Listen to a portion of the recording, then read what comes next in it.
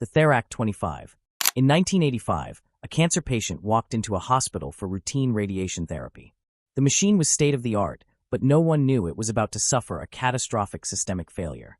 The doctors trusted it completely. Instead of precise dose, the machine delivered a dose hundreds of times above what was prescribed, scorching the patient from the inside. He died 5 months later. He wasn't the only one. Others lost limbs. Others didn't survive at all. What made it worse was the corporate negligence. When hospitals reported malfunctions, the manufacturer insisted the machine was safe. Error messages were dismissed. A patient who screamed during treatment was told it wasn't possible. The machine kept running.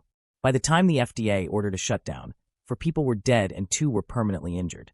The root cause was a systemic failure stemming from a race condition.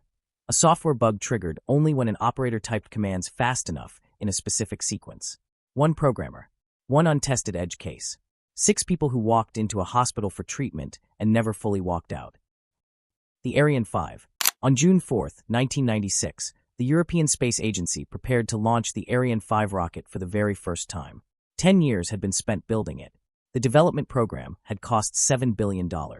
It carried 4 research satellites and the hopes of an entire space program. 37 seconds after liftoff, it exploded. The investigation found the cause in hours. A critical design flaw stemmed from a piece of software copied directly from the Ariane 4, the rocket's predecessor. That code was designed to calculate a specific navigation value during pre-launch alignment. On the Ariane 4, the numbers were always within a safe range. On the Ariane 5, which flew a steeper, faster trajectory, they weren't. The value overflowed. The backup computer crashed.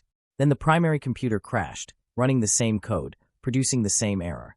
The rocket lost all navigation guidance and tore itself apart in midair. No one was harmed. But the rocket, its cargo, and 4 years of planned scientific research into Earth's magnetosphere were gone. Total loss, an estimated $370 million. $7 billion, 10 years, and 37 seconds. All of it ended, a grim testament to technological hubris, because nobody tested the old code against the new rocket. The Mars Climate Orbiter. In September 1999, after nearly 10 months of travel through deep space, the Mars Climate Orbiter reached its destination. It had been launched to study Martian weather, map the atmosphere, and serve as a communications relay for a follow-up lander. As it began its orbital insertion maneuver, it passed behind Mars and disappeared from contact. It never came back. The investigation found the cause within days. NASA's navigation team had been calculating the spacecraft's trajectory using metric units. The software provided by the contractor, Lockheed Martin, had been generating thruster data in imperial units. Pound force instead of newtons. Nobody caught it. The mismatch had been feeding into navigation calculations for months, quietly pushing the spacecraft off course by a fraction that compounded with every correction burn. By the time the orbiter reached Mars, these accumulated catastrophic errors had set it on the wrong trajectory entirely. Instead of entering orbit at a safe altitude of 140 miles above the surface, it came in at roughly 35. The atmosphere tore it apart. Total loss, $327 million. 670 million kilometers traveled without a single mechanical failure.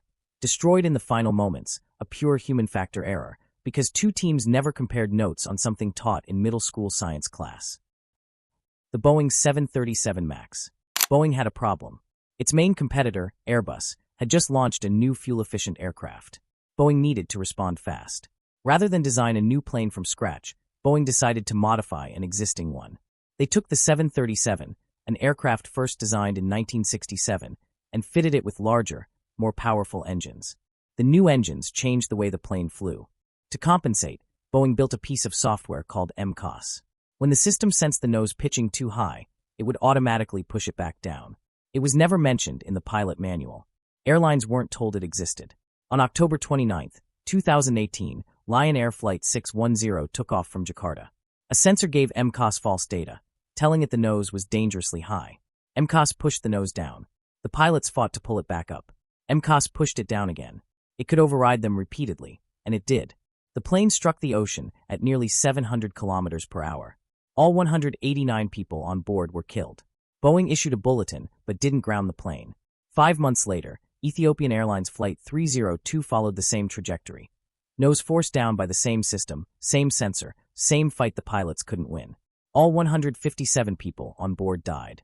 The 737 MAX was grounded worldwide for 21 months, the longest grounding in aviation history. Congressional investigations found that Boeing had failed a fundamental risk assessment, knowing about critical design risks in the MCOS system before the first crash. The company paid over $20 billion in fines, settlements, and losses. 346 people. 2 crashes. 1 critical software vulnerability that Boeing knew was flawed and said nothing. The Patriot missile failure. On February 25, 1991, during the Gulf War, a United States Patriot missile battery stationed in Dhahran, Saudi Arabia failed to intercept an incoming Iraqi Scud missile. The Scud struck a military barracks. 28 American soldiers were killed. Almost 100 more were wounded. It was the deadliest single attack on American forces in the entire war. The cause was a rounding error. The Patriot system tracked time using an internal clock and calculated targeting in fractions of a second. The error in each calculation was tiny, less than 1/10 of a millisecond. But that error accumulated. The system at Dhahran had been running continuously for over 100 hours without a reset. By then, the accumulated timing drift had grown large enough to push the tracking window almost a full second off target. When the Scud appeared on radar, the system calculated its position incorrectly, decided there was no valid target, and stood down. Engineers had identified the timing drift issue weeks earlier. A software patch had been developed, but the unintended consequences of a delayed update meant it had not yet been distributed to the battery at Dhahran. The patch existed. The fix was ready. It just hadn't arrived yet. 28 soldiers paid for that delay with their lives. Knight Capital Group. On August 1, 2012, at exactly 9:30 in the morning, the New York Stock Exchange opened for trading. A financial firm called Knight Capital had just deployed new trading software overnight. Within the first minute, something was wrong. Stocks were being bought and sold at a rate that made no sense. Prices were moving erratically, but no one could stop it. For 45 minutes, Knight Capital's system placed millions of unintended orders across 154 different stocks, buying high and selling low in a runaway loop that couldn't be manually interrupted. By the time engineers identified the cause, an old piece of code accidentally reactivated during the overnight deployment. The damage was done. The firm had accumulated $7 billion in unwanted stock positions and lost $440 million in actual realized losses. One of history's fastest billion-dollar blunders, all in 45 minutes. Knight Capital had been one of the largest trading firms in America. Within days, the losses had wiped out most of its capital. It was forced to seek emergency investment, and less than a year later, the company was absorbed by a competitor. The cause was a single software flag that hadn't been updated on one of 8 servers. 7 servers ran the new code. 1 ran old code that should have been disabled years earlier. 1 flag. 1 server. 45 minutes. A company that had taken decades to build was gone before lunch. Y2K.